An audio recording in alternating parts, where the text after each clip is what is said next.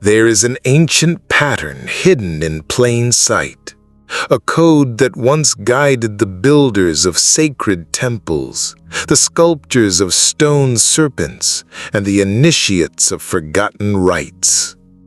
From the Nile to the Andes, from Stonehenge to Angkor Wat, echoes of this alignment remain. Serpents etched into megaliths, spines carved into columns, stars mirrored in stones. And yet, most of us walk past these symbols every day, unaware of the deeper architecture of meaning they carry. This is not merely myth. This is not merely metaphor. This is a forgotten science of consciousness, embedded in stone and sky. The serpent, not evil, but electric. In nearly every ancient culture, the serpent was not a symbol of sin, but of wisdom, transformation, and cosmic power.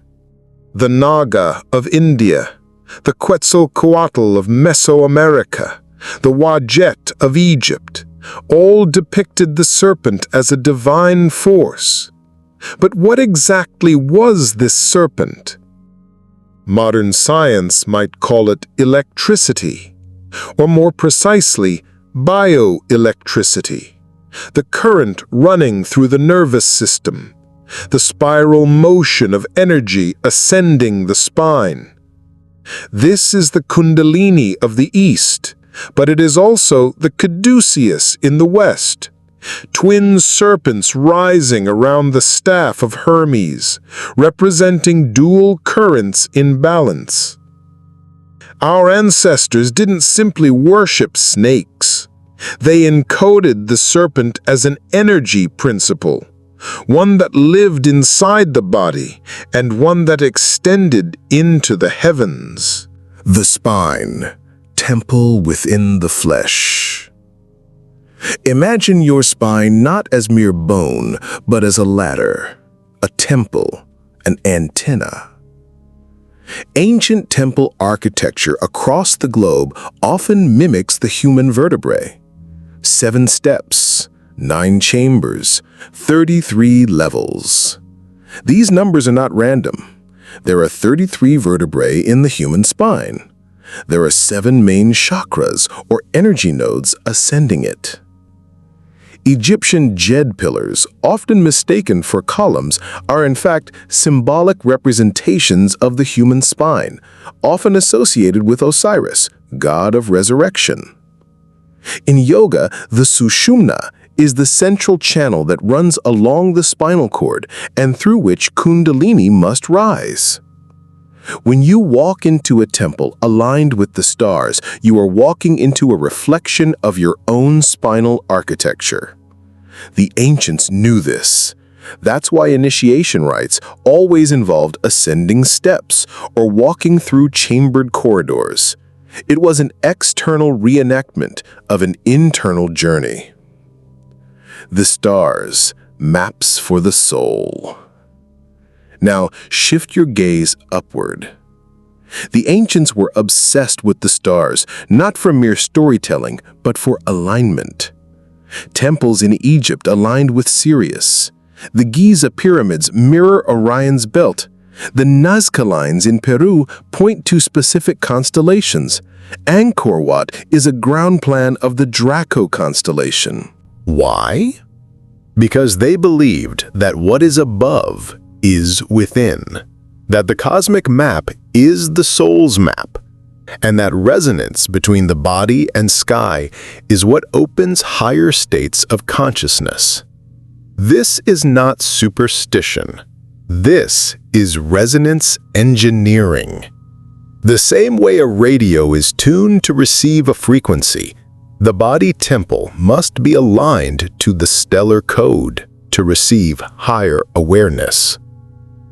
A lost universal blueprint. Here's the revelation. Every ancient civilization, though separated by oceans and time, constructed their sacred sites in ways that align three things: the serpent, energy; the spine, structure; the stars, source. This is not coincidence. This is a lost science of ascension engineering. And perhaps it was never truly lost. Some indigenous tribes still preserve star maps in oral tradition. Hermetic teachings hint at it. As above, so below. The Vedas encode it in mantras and mudras. And modern mystics still feel it during awakenings, where the spine seems to burn with light and the body remembers something stellar. The fall, when the axis was broken. If there was an alignment, there must have been a misalignment. Somewhere in history, the collective axis was broken. Colonization, conquest, the erasure of sacred traditions, all broke the thread between serpent, spine, and star. We were told that the serpent is evil, the spine is flesh, and the stars are far away and meaningless. But now something is returning. More people are awakening to inner energy. More are rediscovering sacred geometry. More feel the call to pilgrimage, to enter old temples, and wonder why they feel different inside them. Because they were built to remember, and to make you remember. Awakening the body as temple. The journey back to alignment is not found in books alone. It is found in sensation, in breath, in posture. To walk like the ancients is to see the spine as the tree of life, the serpent as the river of electricity, and the stars as the fire beyond the mind. You are the temple. You are the conduit. You are the alignment waiting to be reactivated. And when you do, you will feel it, the electric shiver, the burning crown, the silent music behind your thoughts. That is the serpent remembering the star. That is your spine becoming a bridge.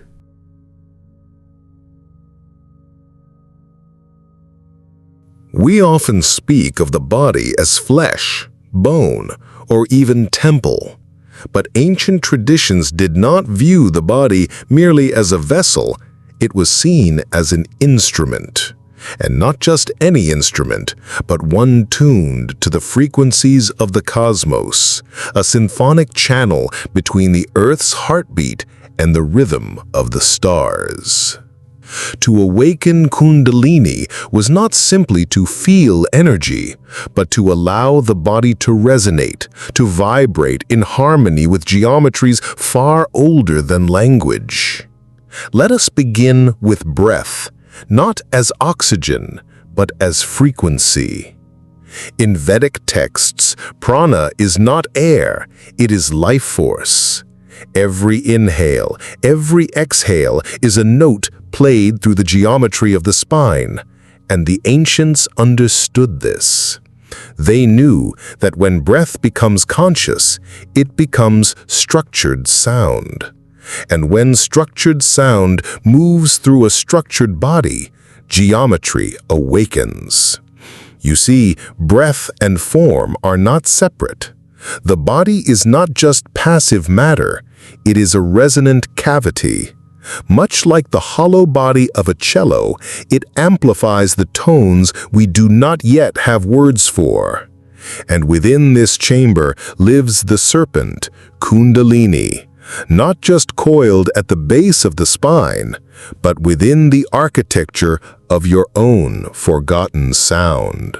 Modern science tells us that our spine contains 33 vertebrae, a sacred number echoed across Masonic texts, Egyptian mythologies, and ancient staircases leading into temples and ziggurats. But why? Each vertebrae is more than bone. It is a tuning fork. Each curve of the spine shifts how energy and breath move. Ancient yogis, Taoist alchemists, and Egyptian priests all shared this knowing. The spine is a staff of resonance. They aligned their postures, not for fitness, but to match the geometries of star alignments. The spine was a mirror for Orion's belt. The breath was mapped onto the harmonic intervals between Venus and Earth. Kundalini could not rise unless the instrument was tuned. Otherwise, the music would distort. The energy would fracture the psyche instead of awaken it. This is why so many traditions warned, do not awaken the serpent until your body remembers how to sing. In temple after temple, from Dendera in Egypt to Chaco Canyon in New Mexico, we find chambers that hum at 110 Hz or 432 Hz. Why? Because these frequencies don't just make sound, they reveal structure. A vibrating plate with sand will create sacred geometry only when tuned correctly. The body is no different. Our bones, blood, and fascia form patterns under frequency. Our pineal gland contains calcite crystals that vibrate when exposed to certain sounds. This is not poetic metaphor, this is measurable. And the ancients knew. They didn't need instruments, they were the instruments. They built temples not just as places of worship, but as resonance chambers. Tools to tune the body to the Earth's Schumann frequency or the orbital resonance of the moon. Their breath work was not for stress relief. It was for unlocking encoded memory within the bones. Kundalini is not merely coiled at the base of the spine, it is echoed throughout the body's resonant geometry. And only when the whole system vibrates as one can the serpent move upward without destruction. What if you are already a symphony? Every breath you take alters the pH of your blood. That alters neural conductivity, which changes brainwave states, which alters your perception of time. Breath is not passive, it's a lever for consciousness. When you breathe shallowly, the body becomes disharmonic. You cannot hear the soul, you cannot feel the alignment. But when you breathe consciously and move with geometry, with spiral movements, circular postures, sacred dances, the body begins to tune itself again. Ancient tribes didn't dance randomly. The circle dances, serpentine footwork, spiral twirls, all were geometry in motion. Not celebration, activation. Kundalini rises not in straight lines, but in spirals, just as galaxies form, just as DNA coils, just as the Earth orbits. The spine, when aligned, relaxed, and awakened, becomes an antenna. It receives, it emits. Every vertebra is a dial. Every chakra is a harmonic filter. The solar plexus is your internal sun. The throat chakra, your harmonic amplifier. The crown, your satellite dish. When these dials are turned without tuning the entire system, static erupts. Mental breakdowns, psychosis, energetic trauma. But when tuned carefully through geometry, breath, movement, and frequency, the body becomes a living stargate. And Kundalini, the ancient current, travels up without resistance. Modern anatomy hides something. We call it the fascial system, a thin web of connective tissue around muscles and organs. But fascia conducts light.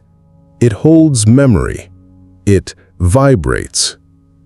Some researchers believe it forms an internal communication system faster than nerves.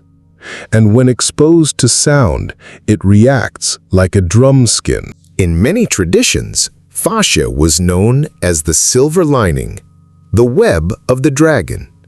This web holds the imprint of every trauma and every transcendence. When you move with sacred breath and intention, this web sings, it unfreezes, and the serpent begins to move, not just up the spine, but through the whole resonant field of your being. Much of modern Kundalini practices still cling to the chakras as stops on a ladder, but ancient systems didn't treat the body like a staircase. They treated it like a spherical chamber. Everything is connected. Each chakra is not a stop, but a resonant note in a chord. You don't climb Kundalini. You become the chord it wants to play. To do that, you must attune. This is why breath, posture, mantra, and movement all existed as one practice in the mystery schools. Why is this forgotten? Because resonance cannot be sold. It cannot be copyrighted. It cannot be institutionalized. It must be felt. And in a world addicted to mental stimulation and disembodied knowledge, resonant living is radical. To walk as a resonant body is to carry the memory of the stars in your bones. You may find that after tuning yourself through spirals, breath, stillness, you begin to hear a hum in your spine. You begin to dream differently. Your movements feel like messages. Your voice becomes more magnetic. You've tuned into the ancient broadcast, the one that was never turned off, just forgotten. The body is not the enemy, nor is it a machine. It is an echo chamber of cosmic memory. Kundalini is not a threat when the body remembers its role, not to dominate, not to control, but to resonate. When the geometry of your form aligns with breath, with movement, with cosmic rhythm, you no longer seek awakening, you become it.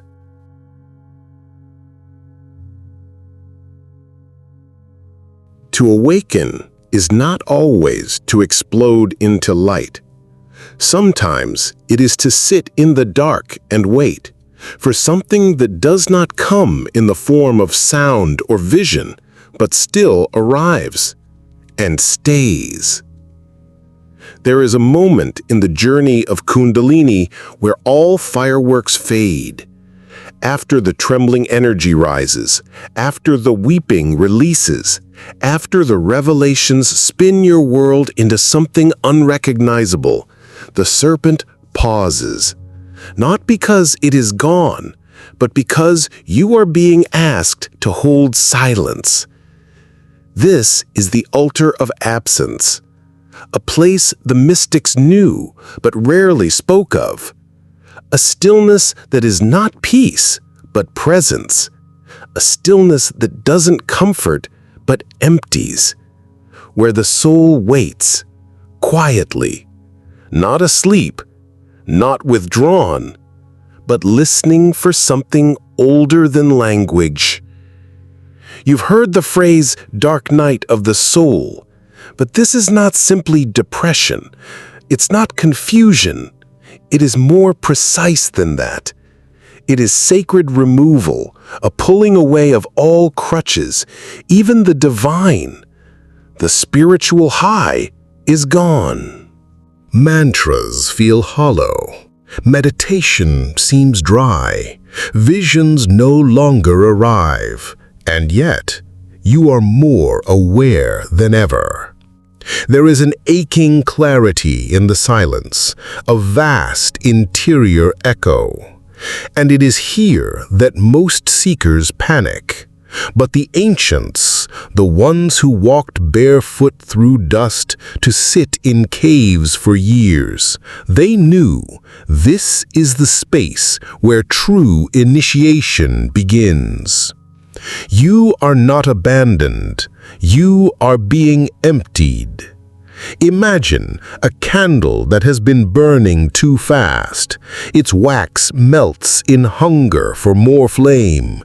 The heat is too much. The wick must rest, cool. So too must the soul. After Kundalini has pierced your illusions, opened your inner doors, unraveled your memories, it does not continue upwards forever. It pauses, coils inward. It prepares the vessel. Because what comes next is not more vision. It is weight. The weight of integration, of returning. This altar, this space between, is where you learn to sit with nothing. No guidance, no reward, no miracle. Just you and what is left of your identity when all spiritual glamours fall away. This is the part of the path they don't put in the books, where everything you thought you were must now dissolve, not in light, but in absence, where the ego tries one last time to grasp meaning, and where you must resist the urge to run. You feel alone. That's because you are, but not in the way you think. You are alone with the part of you that has always been there, the silent soul, the deep observer, the one who does not speak, only listens. And that presence is not cold, it is ancient. Stern, yes. Silent, yes. But it watches you not with judgment, but with tremendous waiting. As if it has been here for centuries, watching you run in circles, waiting for the moment you would stop, sit, and not fill the silence. This is the turning point where many abandon the path. They seek new teachers, more techniques, new plants, new mantras, but none of it works here. The altar of absence is not a place for tools, it is a place for listening, and only listening. And what you are listening for is not sound. It is the quality of your own stillness. In that stillness, something begins to emerge, not from outside you, not from visions, but from beneath the soul. Resonant and solemn, with a hint of nostalgia, a texture, a memory, a faint scent of your true self, untouched by stories, untouched by trauma, untouched even by your longing for enlightenment. This is where you meet the one who has never left, but they cannot speak until you stop searching. Most people aren't afraid of darkness. They are afraid of what speaks inside the darkness. At the altar, old grief returns, not to torment you, but to test your presence. Memories resurface, not to define you, but to show you what you are not. You begin to see how much of your identity was a reaction. You begin to notice how many beliefs were survival. And most painfully, you begin to understand that even your spiritual hunger was in some ways a distraction, because true awakening is not a crescendo. It is a quieting, not a ladder, but a dismantling. And the soul? It only arrives fully when you stop expecting it to save you. In pranayama, breathwork, there is a sacred moment between inhale and exhale, a tiny pause. It is in this kumbhaka, the space between, where consciousness slips through. The altar of absence is this principle extended across time. You are no longer inhaling the teachings of others. You are not yet exhaling as your full awakened self. You are in the pause. And it is here, in this suspension, that Kundalini whispers again. Not through heat, not through ecstasy, but through the geometry of being present without content. This is the final test. Can you remain undefended, with nothing to prove, and still call this moment sacred? Eventually, something soft arises. Not an image, not an epiphany, a hum. It is as if the walls of the cave, physical or metaphorical, begin to vibrate. Your skin becomes aware, not of spirit, not of soul, but of something vast and gentle just behind this world. And that hum is not teaching you, it is receiving you. Because now, finally, you have become silent enough to be heard. Real initiation is not when you gain knowledge. It is when you lose all knowledge and are still there. You become the container. You become the altar. You become the listening itself. And this is what allows the next layer of Kundalini to rise. Not forcefully, not dramatically, but with the weight of stillness itself. As if the serpent, now respectful of your readiness, chooses to anoint you with silence before returning with light.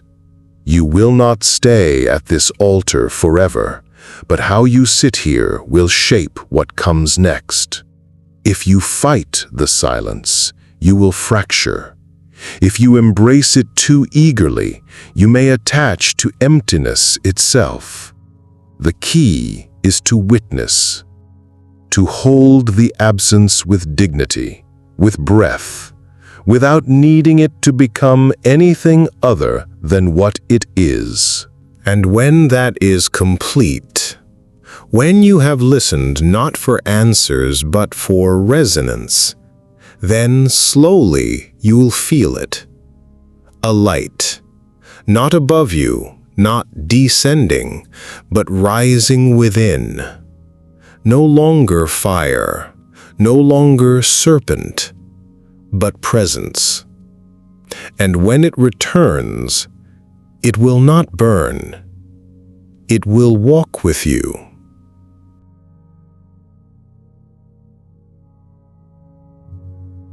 The fire no longer screams. It no longer devours. It whispers. And not to the ears, but to the essence. We often imagine fire as loud, explosive, consuming, chaotic. But those who sit long enough beside a true flame know something different. It speaks in hollows. Not in roaring heat, not in burning revelation, but in the hush after the combustion, the lingering warmth, the silent movement, the red glow language of a fire that no longer needs to prove itself. This is the hollow flame, not the Kundalini that rises with fury, but the one that remains as a sacred voice inside the stillness. After the altar of absence, something changes. The seeker does not move from absence to ecstasy. They move from silence to resonance. You begin to hear something, not with ears, but with bone. It hums in your vertebrae.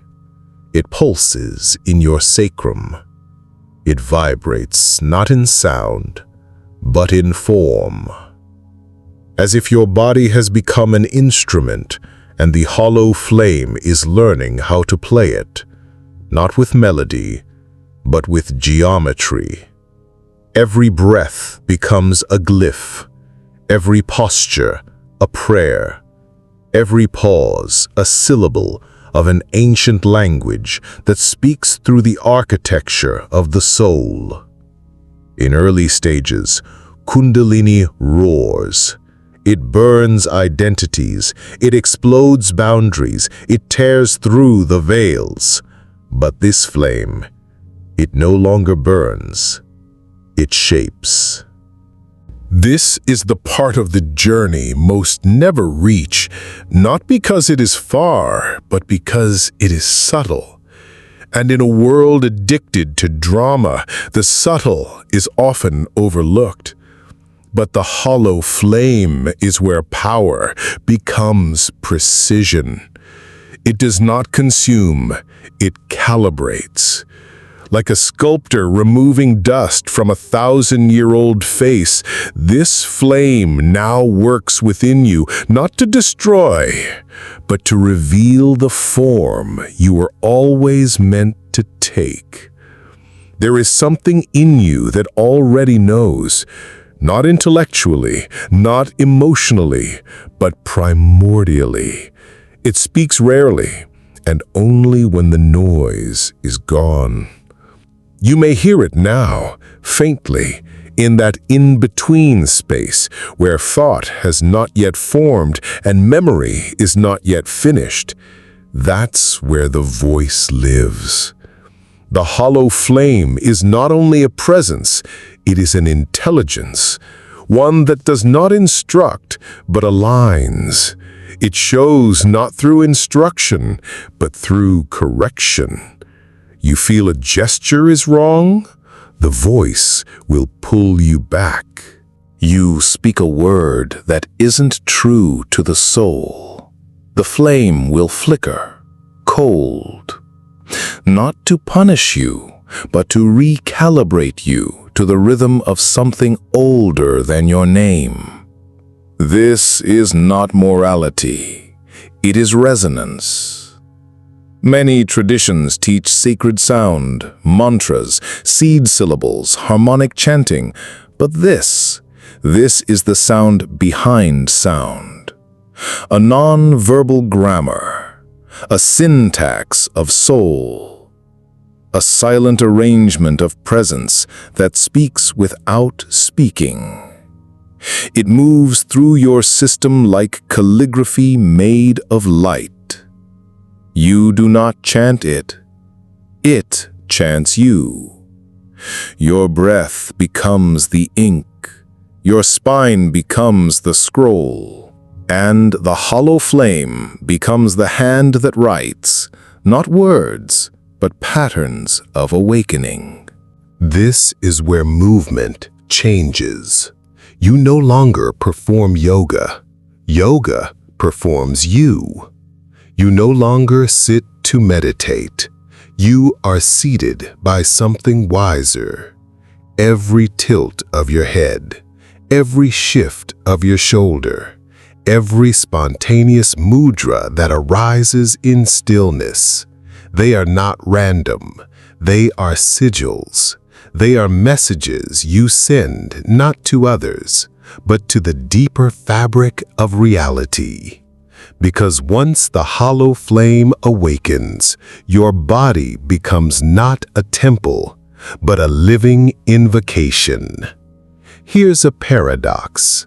The more you hear this voice, the less you want to speak. Because words seem clumsy, they break what you now feel. You begin to prefer eye contact, breath, gestures, stillness.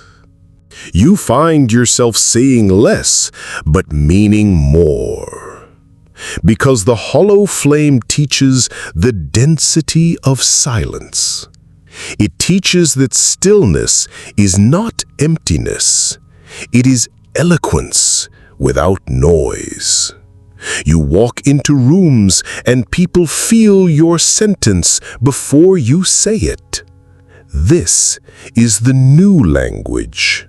This is the soul fluent in flame.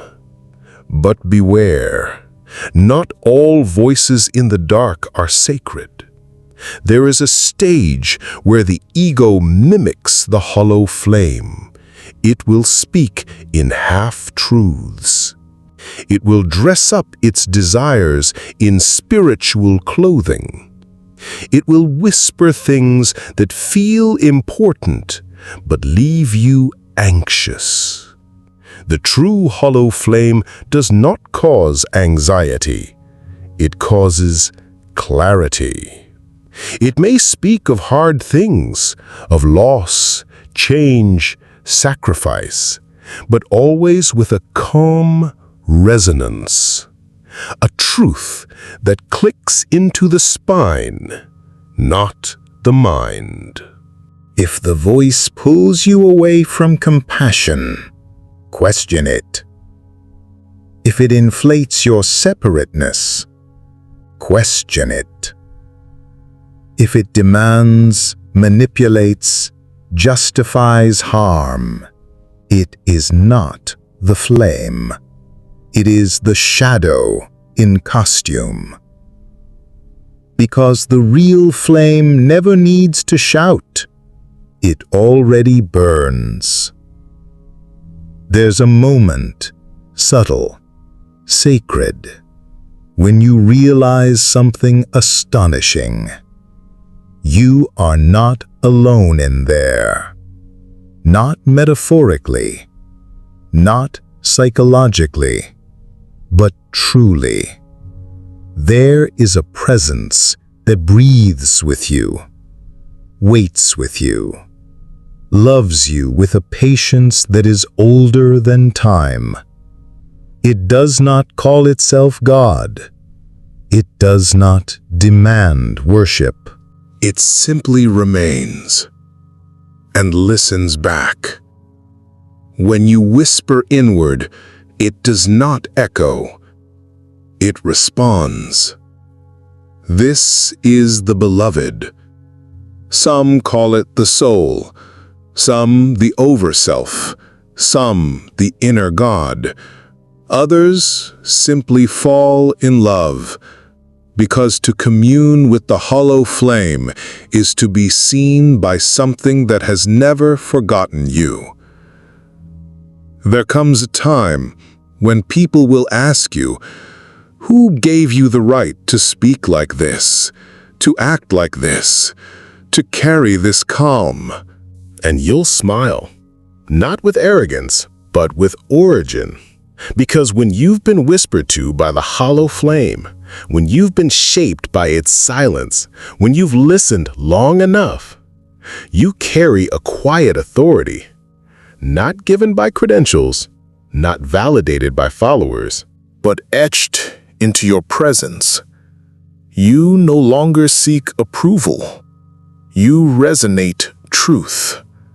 Not perfectly, not always, but with a humility that is anchored in something far more ancient than permission.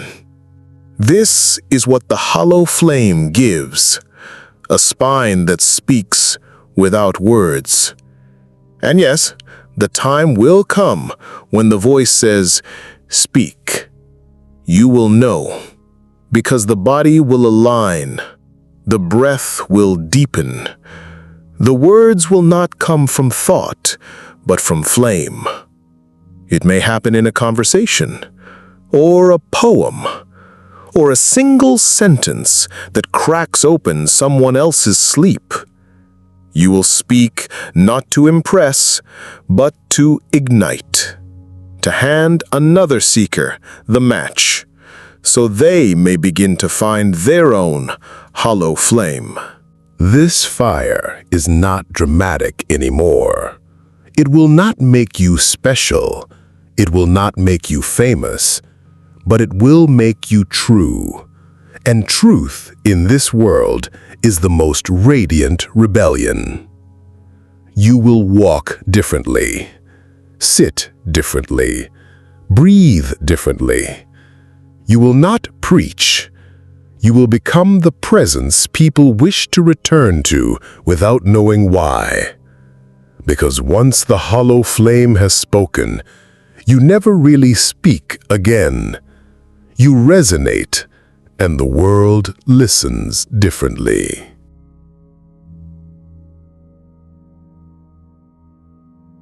There is a moment on the path when the fire no longer burns upward.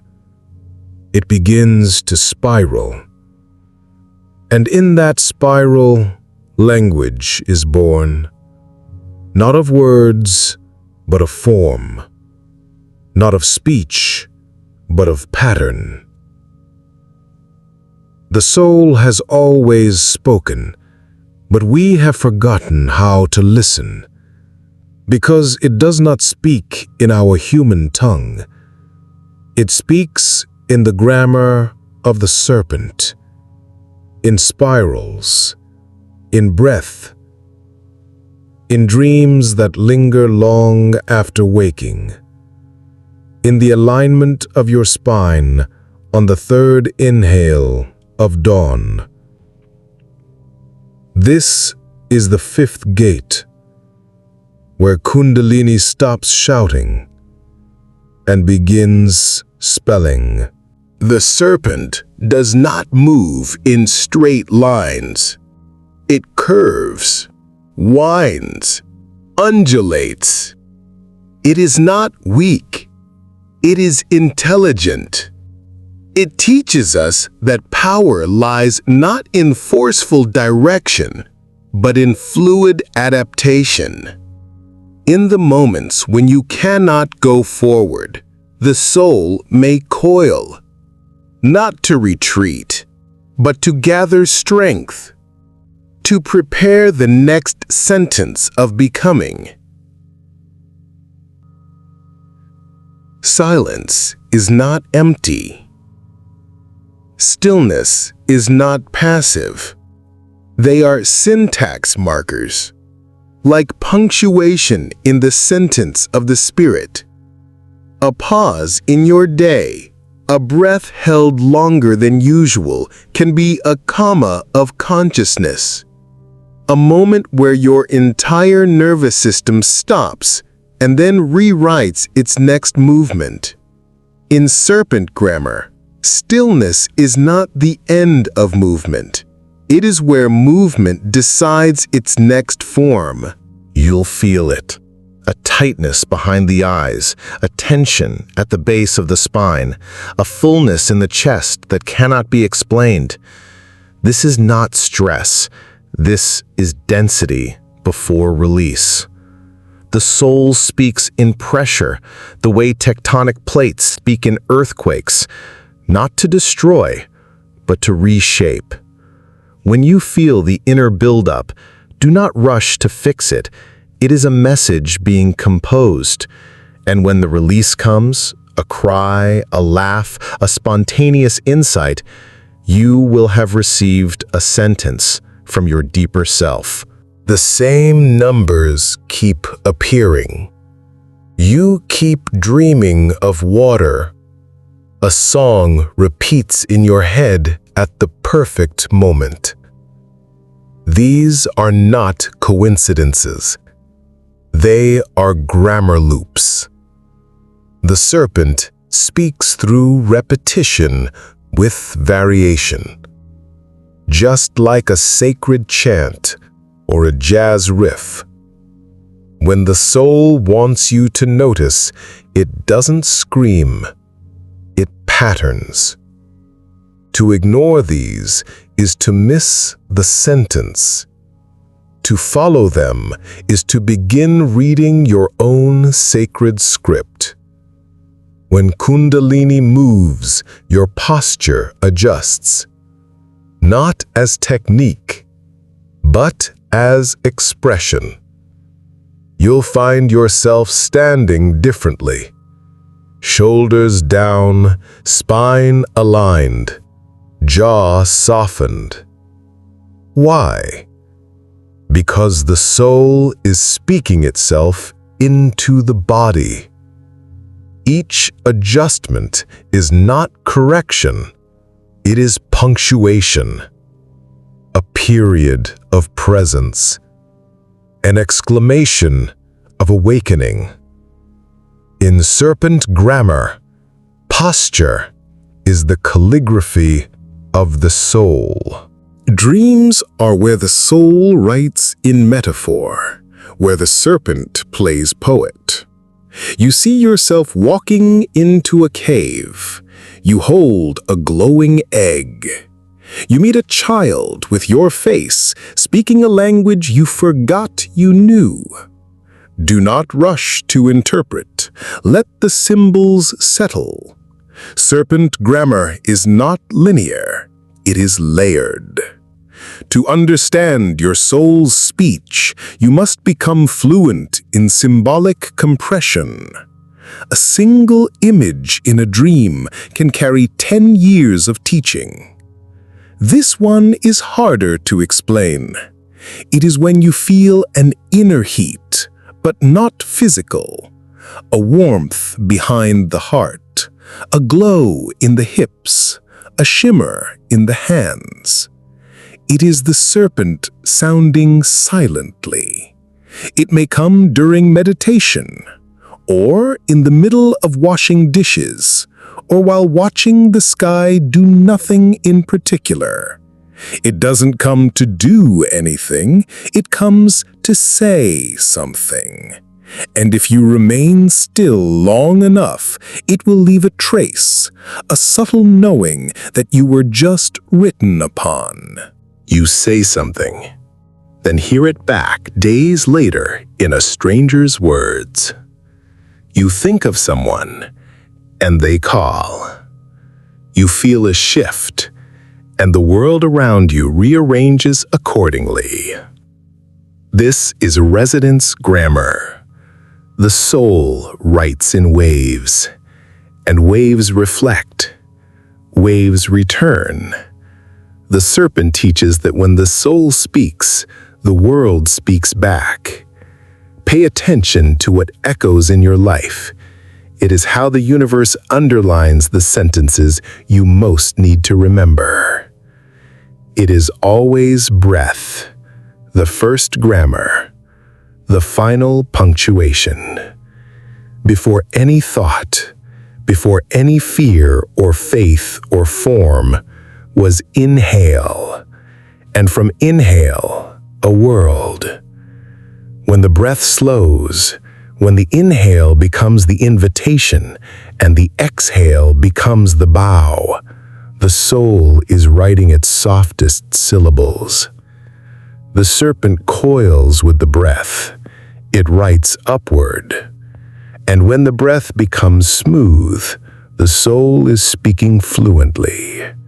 There is no Rosetta Stone for this, no app, no grammar book, because the grammar of the soul is not memorized. It is embodied. You don't study it. You become fluent by becoming still, becoming aware, by letting go of the need to translate and learning instead to tremble, to vibrate with meaning, to sense that every movement, every breath, Every pressure, every posture is a serpent letter in the sentence of your becoming. Kundalini is not only a fire, it is a language. And if you let it, it will teach you to speak without speaking, to hear without ears, to remember what was never taught. The serpent grammar is already in you. All you must do is pause and read yourself.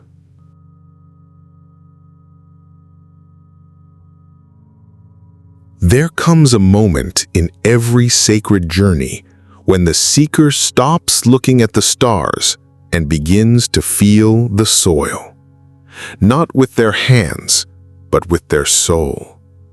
This is the moment when Kundalini descends, not upwards into transcendence, but downwards into the bone, the blood, the memory of clay. It is the forgotten half of awakening, the part no one writes poems about, the rooted illumination. Because for every heaven we reach toward, there is an earth we must learn to kneel on. Enlightenment is often described as weightless, as if ascending into lightness is the goal.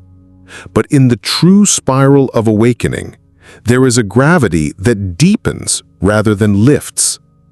When the fire settles beneath the root, it is no longer just illumination, it is anchoring. The body becomes the scripture, the spine becomes the altar, and the earth, the trembling, pulsing, mourning earth, becomes the final temple. You don't rise above the world, you remember you are the world. This realization humbles even the most radiant souls. It is what the ancient mystics feared, that enlightenment would not lift them from the pain of life, but tether them to it more deeply. That the cost of wisdom is not escape, but embodiment. And still, they chose to stay. Most traditions speak of the root chakra as the first gate, the beginning of the energetic path. But what if we've misunderstood? What if the root is not the start, but the guardian at the final return? The flame travels up the spine, yes, but it must one day return, spiral down, and plant itself deep in the root. There, not in transcendence, but in consecrated presence, the divine becomes human again. The root is not the base, it is the throne of embodiment. And the flame that rests there is no longer a serpent of awakening, but a serpent of becoming. So many seekers flee the body in pursuit of spirit, treating the physical self as a prison or obstacle. But the earth has no use for disembodied light. It calls for fire that can bleed, light that can tremble, spirit that can touch. When Kundalini reaches the root and stays, not to rise, but to integrate, something ancient is remembered. The bones begin to hum with a song older than language. Every scar a scripture, every ache a doorway. The body does not resist spirit, it remembers it. And in this remembering, the earth is no longer something you walk upon, but something you are woven from. In the quiet aftermath of great awakening, there is a voice. It doesn't come from the sky. It doesn't come from visions. It comes from beneath your feet. You feel it in the mud, the roots, the wind between your ribs. It's the earth whispering, "You belong to me. This isn't a command, it's a remembering. You were never meant to abandon the world for light. You were meant to bring light into the world, into the soil, the skin, the sweat. The flame beneath the root is your soul's way of saying, I choose to stay. The ancients built temples that aligned with stars, but they buried their dead in the earth. Why? Because they knew the true ascension is circular, that spirit, once risen, must return. Kundalini is not just a rising serpent, it is a descending flame, a loop of becoming, a spiral of memory. The most illuminated ones often walk barefoot because they are listening, not to angels, but to ancestors, and the earth beneath their feet carries stories more ancient than any scroll. After the visions fade and the spine stops trembling, after the heavens have been seen and the illusions burned, what remains? A garden, a womb, a body, a breath. This is what the flame beneath the root gives you, not escape, but integration, not transcendence, but tending. You begin to feel holiness in washing dishes, in planting seeds, in holding grief. You learn that God is not only in the stars, she is also in your knees, in your hunger, and your tired eyes. The temple is wherever you are fully present.